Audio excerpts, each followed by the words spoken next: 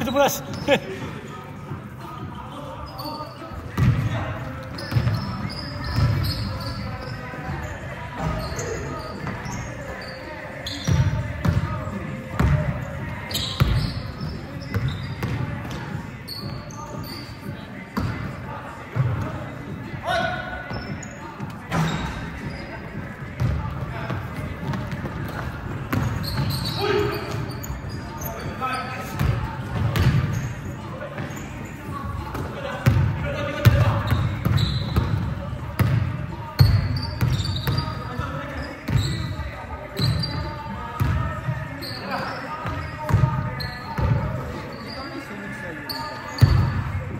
Malayo sa may ano, sa may riverside na talaga.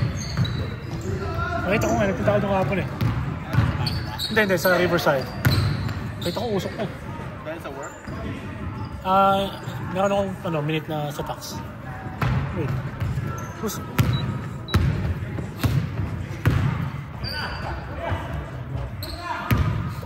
Pero tapos na yung ano nyo, yung cup nyo. Wala kayong ano.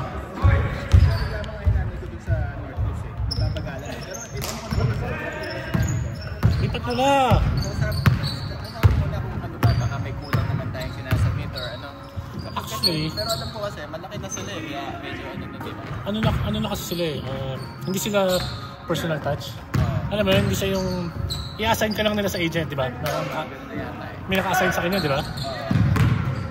Someone from the Philippines. Pilipinas. Tiga Davao.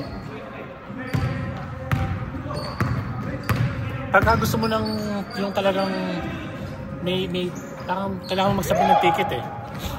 Pag may issue ka, di ba? Tapos doon ka palang maghintay ka na matagal. Para ma-reach mo yung tao dito. So, anahin yung ano yung office nila. Actually, most of yung mga clients ko, galing sila sa Northeast. Kasi nga, dahil tagal mag-apply, tapos bibigyan ka na lang ng window. Bibigyan ka na lang ng window para pwede mo silang kontakin.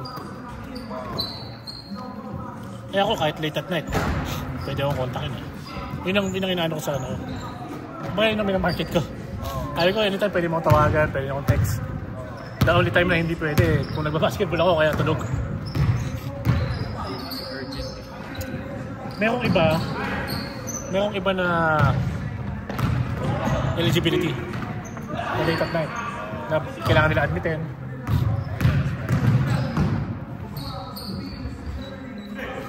So yung mga ganun, yun, tinatext ako. Pwede mo lang sabihing urgent. Oh! Talaga? Ano sa akin, kabisado ko na rin ng ano. Parang buong intake na, parang gano'n. Hindi, eligibility lang. Parang gano'n lang, parang buong intake na kasi sasend ko sa yung eligibility copy. So yun na rin yun, di ba? Pero inputting of yung data sa ano, hospice hindi kayo na yan. Office na yan. Yun ang intake.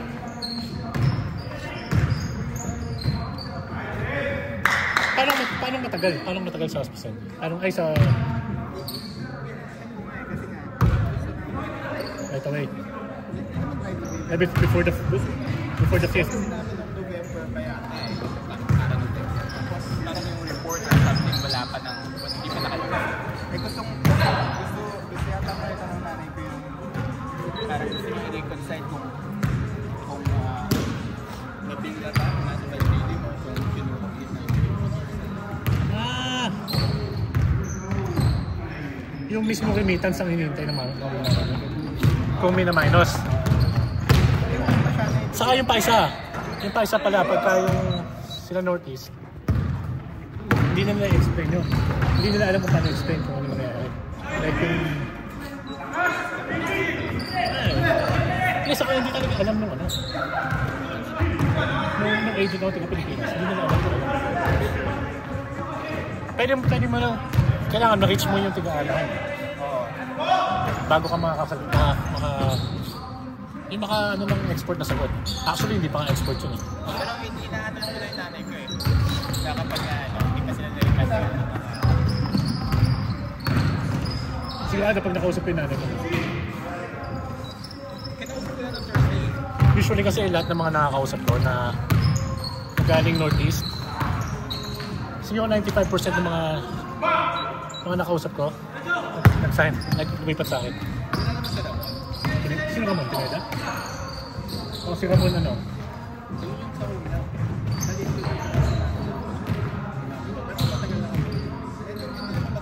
Ramon Pineda? Si Ramon Pineda? Kaya nakita mo na siya sa personal?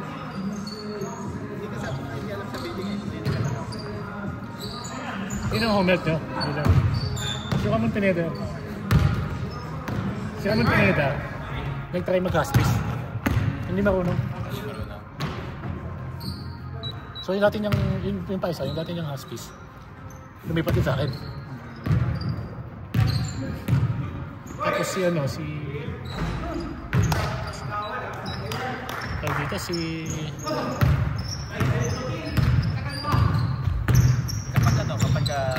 kasi pinahalap ko nga ayoko naman kasi na hindi sige saan tayo dun tayo sa tropa para gano'n siyempre kahit pa paano wag professional pa rin kaya pero kapag nga may nalaman silang hindi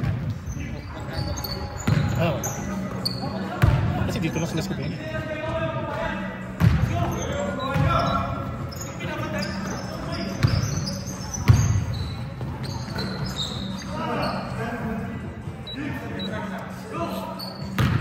kasi kabisadong na namin yung lahat ng ins and outs ng hospice on the technical side hindi clinical side siyempre kayo yun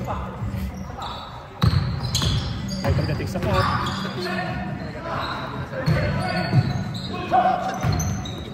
kasi pagkakalap na namin masyado yung sa billing side yung mga outliners na hindi masyadong kabisado na ayun pwede kong explain lahat yun mas complicated ang mas complicated ang home health. Yung komplikado lang naman sa hospice kung di naiintindihan yung CAP, di ba? Yung CAP, stress. Yung CAP naman, mahirap kasi intindihin talaga Pagka kahit yung nagulong ko na sa hospice, mahirap intindihin Dapat yata parang naka-update ang ino-offer ko doon, monitoring ng CAP. Bibigyan ko ng quarterly report kung ano na sitwasyon niya. Kasi ganun yun Kapag wala ka mga ina-admit na cases. Pero actually, common sense lang din yun Kung meron kang patients na more than 6 months, automatically, kung lahat ng patients mo ganun, automatic na, sigurado, solid kailangan meron nag-stay ng 3 months, paano mo makukonbat yun? Dapat meron kang doctor na parang nasa admit na nag-disease agad. Isipin mo na lang ganito, ang pinakamadaling logic na dyan. Kung alam mo yung magkano, alam mo naman kung magkano binabayaran per month, di ba? Which is average mga 6,000 per month sa isang patient, di ba? Hanggang sa isang patient, yung fresh na patient wala pang ibang hospice, fresh 33,000 yun, 34,000. So automatic, pagka nag-admit mo yung patient na yun, may 34,000 cap ka, nagdagdagan mo, di ba? So, let's say mamatay yung pasyente na within 1 month lang. So nabawas yung 6,000 o nabawas yung 7,000. So 34 minus 7, 27. So yung 27,000 na yun, pwede mong gamitin ng iba. Pwede gamitin ng ibang... Kumbaga, nakakabit sa agency mo yun Hindi naman per patient yun Nakakabit sa agency mo yun. So yung 27,000 yun. Minus sa coverage mo pa rin. Oo. Pasok! Press. So yun ang pinaka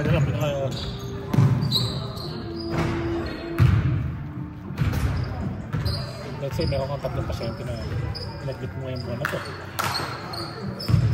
Namatay lahat within 5 days.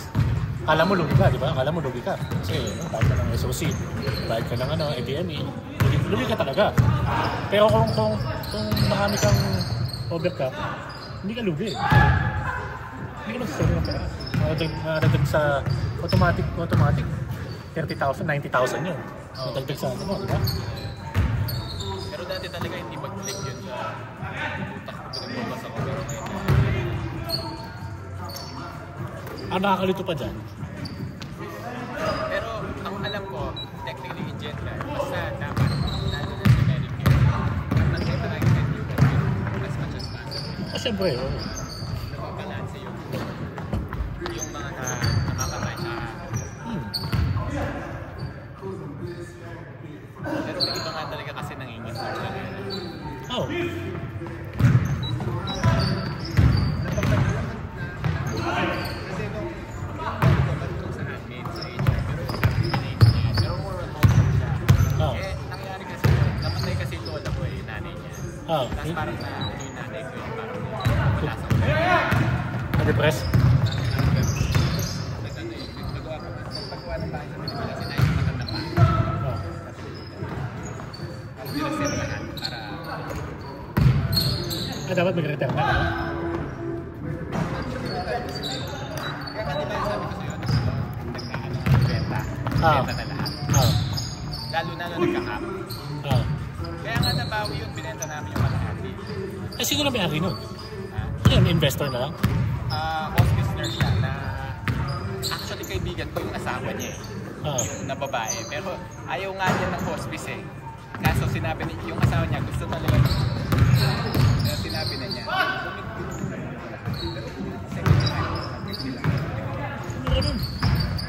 Wala namang idea. yung overcap lang. Overcap pero, lang. pero siyempre may overcap na 60 nila. Pinagkasaluan namin na kalahati pero babayaran namin. Kasi kung na bibili nila matigona. May nangyari na magkapara sila bibili na pero although naano naman babawi naman. Kasi manageable naman yun eh. Mababa lang yun. Oo. May million yung Manageable naman yung cup kasi 3 years to pay naman, 2 years to pay naman. Ilang years to pay sa'yo? It was 5 or 6. Pero ang nangyari kasi doon, nagka-problema eh. Nung kasi nga nagka-cap na ano eh. Parang in-start na ng operation. Kasi doon, nakakas na yung home care. So nag-tap na. Hindi siya nag-trial na rin. Wala. Parang i-ano namin. Susuli na yung provider. Parang ibabankrupt na namin.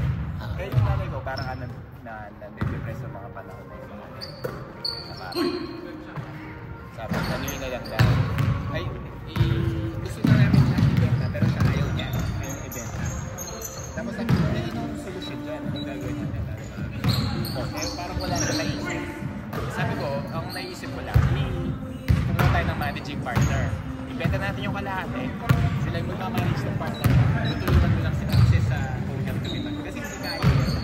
Busy yung dalawa eh. Hindi naman kami natin mo sa kasi yung kasama ko ay Ayaw nila. ayaw din yun na nagpunta ko kasi na parang na yung oras ko sa amin dalawang mag-asawa. May basketball pa. Gusto ko lang mag-basketball. Saka may full-time ka pa eh. May full-time pa ako. Tsaka gusto kasi ni Mrs. Aesthetics.